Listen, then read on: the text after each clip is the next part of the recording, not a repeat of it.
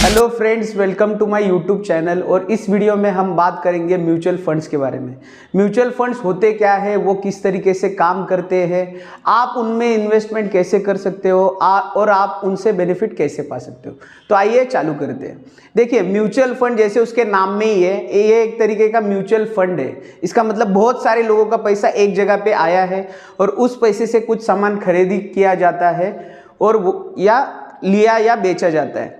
तो उस तरीके से काम होता है म्यूचुअल फंड में।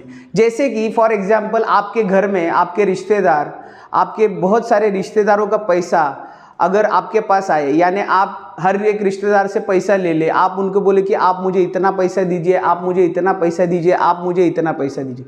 सारे के सारे रिश्तेदारों का पैसा आपके पास आए, उससे आप कुछ सामान खरीदी करें, उस सामान की कुछ कमाई करें। वो कमाई फिर जो आपको आ रही है, आप अगर उनमें इक्वली जैसे उन्होंने जितना पैसा दिया है उसके हिसाब से अगर आप उनको डिस्ट्रीब्यूट करते हो, तो उस तरीके से ही म्यूचुअल फंड भी काम करता है। जैसे कि म्यूचुअल फंड क्या करता है, आपसे पैसे लेता है बहुत सारे लोगों से, बहुत सारे लोगों का पैसा म्यूचुअल फंड के पास आता है।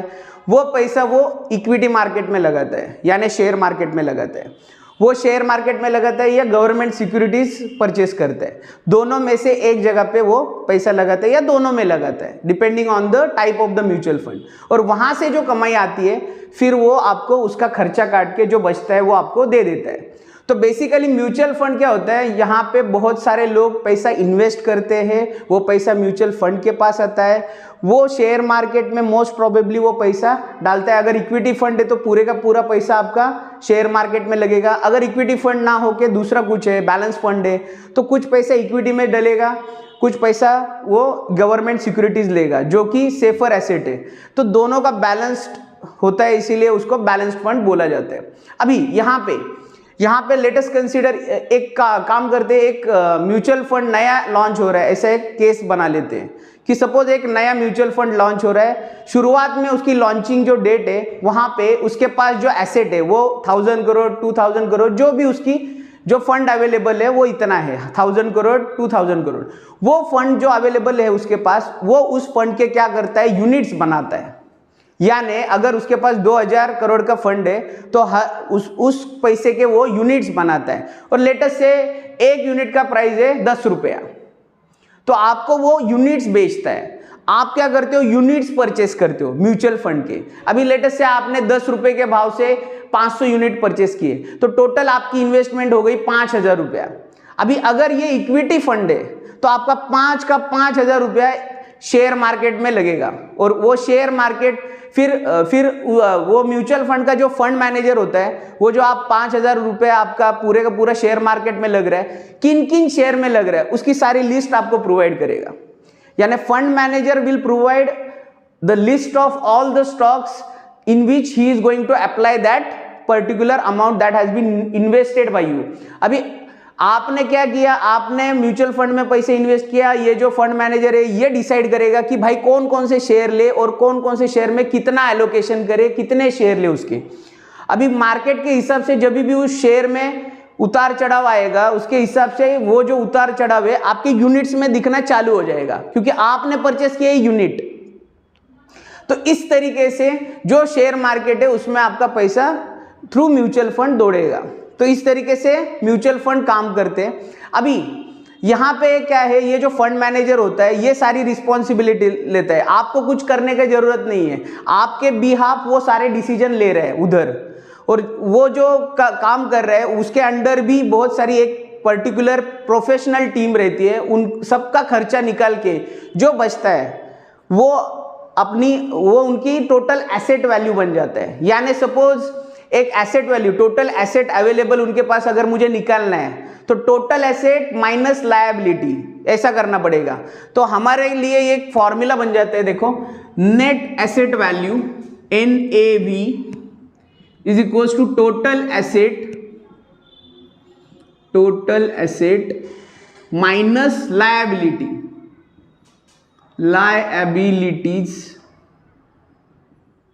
divided by shares or units, you can say units outstanding।